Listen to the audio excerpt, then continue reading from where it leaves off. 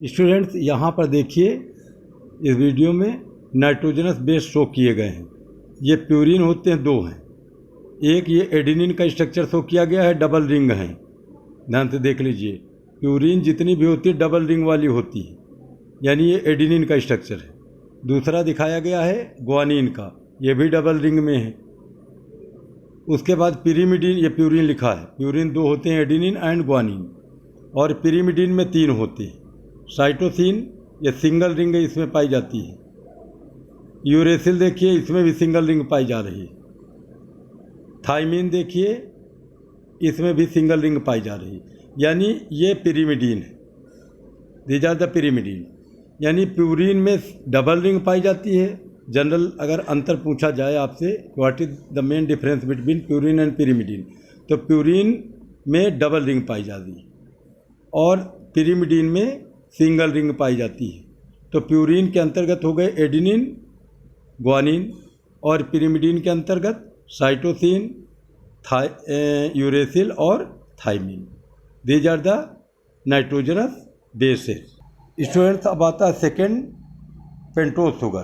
तो pentose sugar में आपने देखा होगा जिसमें 5 कार्बन पाए जाएं, 5 कार्बन वाली शुगर, 1 2 3 4 5, यानी 5 carbon are attached each one on the each corner.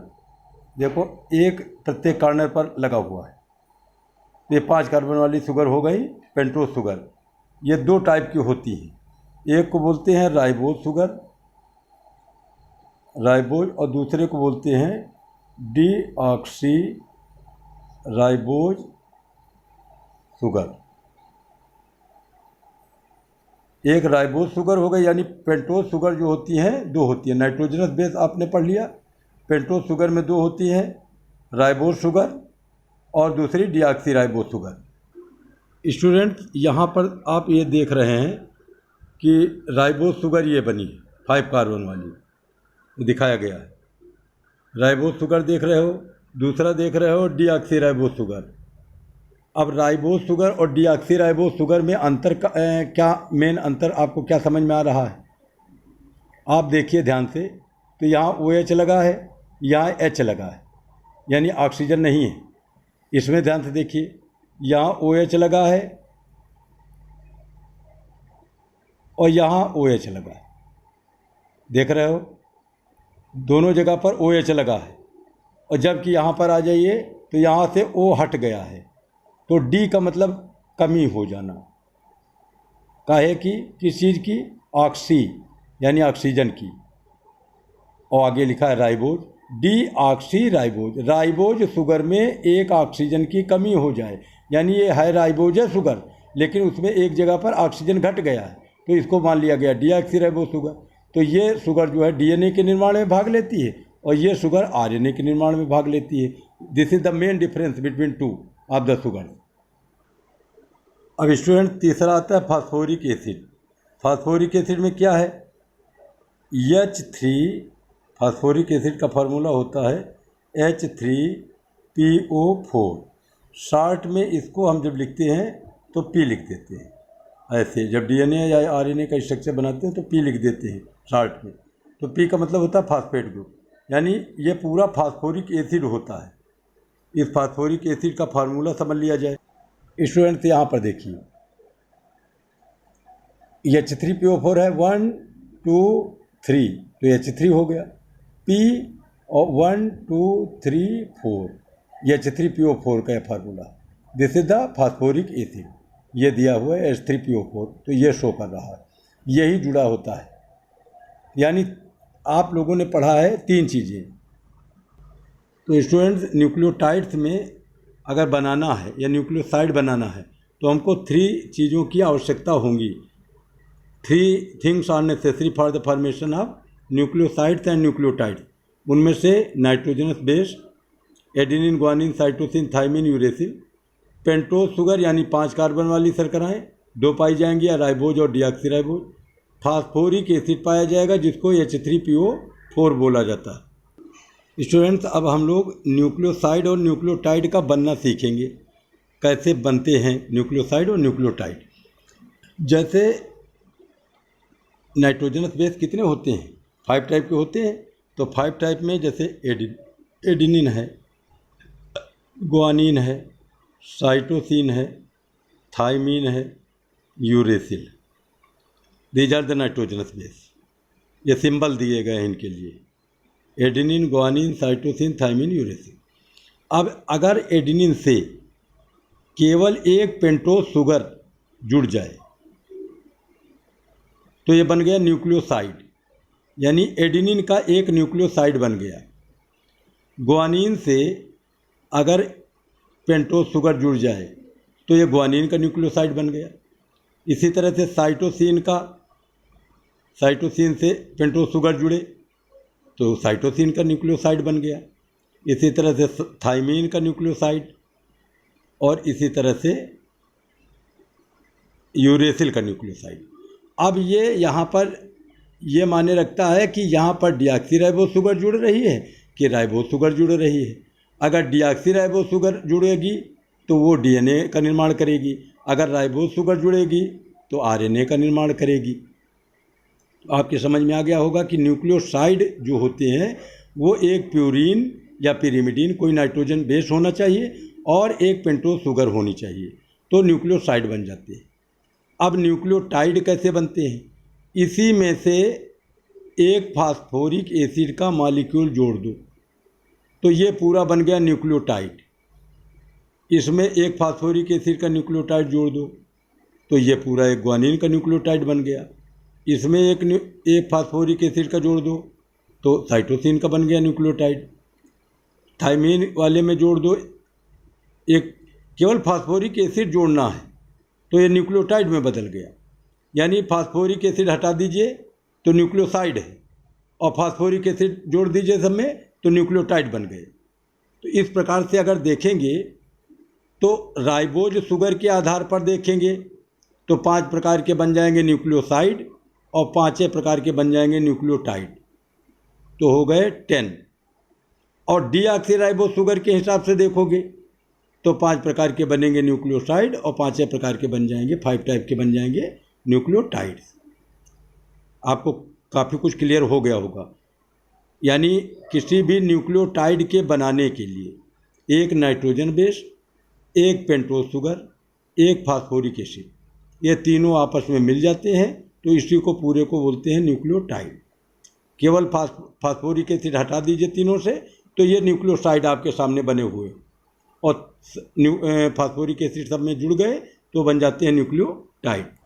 Student, इस टेबल के माध्यम से हम ये जानने का प्रयास करेंगे कि how many types of ribonucleotide जो राइबोज शुगर से बने हैं, and how many types of deoxyribonucleotides जो डीएनए शुगर से मिलकर के बने हैं। तो मैंने बताया है कि राइबोज शुगर से मिलकर बने हुए न्यूक्लियोटाइड्स, उनको राइबोन्यूक्लियोटाइड्स बोला जाता है। जैसे पहला है एडिनिन से बना हुआ राइबोन्यूक्लियोटाइड, उसको कहते हैं एडिनोसिन मोनोफास्फेट। इसी को एडिनाइलिक एसिड कहते हैं, इसी को एडिनाइलेट कहा जाता है। अब इसका कंपोजिशन किस किस चीज़ से मिलकर बनते हैं? राइबोज शुगर होती है, एडिनिन होती है और फास्फेट होता है। और सिंबल इसको दिया गया है AMP। सेकंड क्या है? ग्वानिन से बना हुआ तो ग्वानोसिन इसको बोला जाता है, ग्वानोसिन मोनोफास्फेट। इसी को ग्वानिलिक एसिड कहते हैं, इसी को ग्वानिलेट कहा जाता है। अब इसका कंपोजिशन देखिए, राइबोज शुगर, ग्वानिन और फास्फेट, इसको GMP बोला गया है। ध्यान रखिएगा, राइबोज शुगर से मिलकर बने हैं सब। तीसरा है साइटिडीन मोनोफास्फेट या साइटिडाइलिक एसिड, इसमें राइबोज, साइटोसिन और फास्फेट लगा हुआ है। चौथा क्या है? यूरिडीन मोनोफास्फेट या यूरेसिल से मिलकर के बना हुआ, तो यूरिडीन मोनोफास्फेट, यूरिडाइलिक एसिड इसको बोलते हैं या यूरिडाइलेट कहा जाता है। ये किससे बना है? राइबोज शुगर, यूरेसिल और फास्फेट। इसको UMP नाम दिया गया है। यानी इनको सीरियल से देखिए, AMP जो एडिनिन से बना है, GMP जो ग्वानिन से बना है, CMP साइटोसिन से बना है, UMP जो यूरेसिल से बना है। अब कुछ स्टूडेंट सोच रहे होंगे कि अब थाइमीन से वाला नहीं सर ने बताया है, तो थाइमीन इसमें RNA के फॉर्मेशन में थाइमीन नहीं पाया जाता है, तो इसीलिए थाइमीन यहाँ पर नहीं शो किया गया है। यहाँ पर यूरेसिल शो किया गया है, यूरेसिल को शो किया गया है। जब DNA का फॉर्मेशन होता है तो वहाँ पर थाइमीन लगता है, वहाँ यूरेसिल नहीं लगेगा। जैसे यहाँ पर देखिए डीऑक्सीराइबोन्यूक्लियोटाइड जो DNA का फॉर्मेशन करते हैं वो कौन कौन से हैं, यहाँ पर देखिए। पहला है डीऑक्सी एडिनोसिन मोनोफॉस्फेट, इसको डीऑक्सी एडिनाइलिक एसिड बोला जाता है। और इसका कंपोजिशन क्या है, डीऑक्सीराइबोस शुगर, एडेनिन और फास्फेट, इसको DAMP नाम दिया गया है, सिंबल दिया गया है DAMP। दूसरा क्या है, deoxy guanosine monophosphate, deoxy guanylic acid भी बोला जाता है इसको। डीऑक्सीराइबोस शुगर ग्वानिन और फास्फेट से मिलकर बना है, इसको DGMP बोला जाता है। तीसरा क्या है, डीऑक्सीसाइटिडीन मोनोफॉस्फेट यानी साइटोसिन से मिलकर बना। डीऑक्सीसाइटिडाइलिक एसिड इसको कहा गया। डीऑक्सीराइबोस शुगर साइटोसिन और फास्फेट इनसे मिलकर बना और DCMP कहा गया। अब यहाँ पर थाइमीन से बना है, डीऑक्सीथाइमिडीन मोनोफॉस्फेट यानी थाइमीन से बना हुआ। यहाँ यूरेसिल नहीं है क्योंकि ये यूरेसिल DNA में नहीं पाया जाता है, केवल थाइमीन पाया जाता है। तो डीऑक्सीथाइमिडाइलिक एसिड, इसका कंपोजिशन क्या है, डीऑक्सीराइबोस शुगर, थाइमीन और फास्फेट, इसको कहा गया DTMP। तो इस तरीके से ये 4 टाइप्स के न्यूक्लियोटाइड्स डीऑक्सीराइबोस शुगर से मिलकर बने हैं और 4 टाइप्स के न्यूक्लियोटाइड्स जो बने हैं ये RNA से मिलकर बने हैं टोटल। स्टूडेंट्स, ये जो 4 टाइप्स के पाए जा रहे हैं जो RNA से मिलकर बने हैं न्यूक्लियोटाइड, ये RNA का फॉर्मेशन करेंगे आपस में जुड़ करके, ये लगातार जुड़ते चले जाएंगे, एक पॉलीमर बना लेंगे तो उसको RNA बोला जाएगा। और ये जो 4 प्रकार के आपने देखा है जो डीऑक्सीराइबोस शुगर से मिलकर बनते हैं न्यूक्लियोटाइड, ये आपस में जुड़ करके DNA की संरचना का निर्माण करेंगे। लेकिन ध्यान रहे कि DNA की संरचना में 2 पॉली न्यूक्लियोटाइड चेन पाई जाती हैं।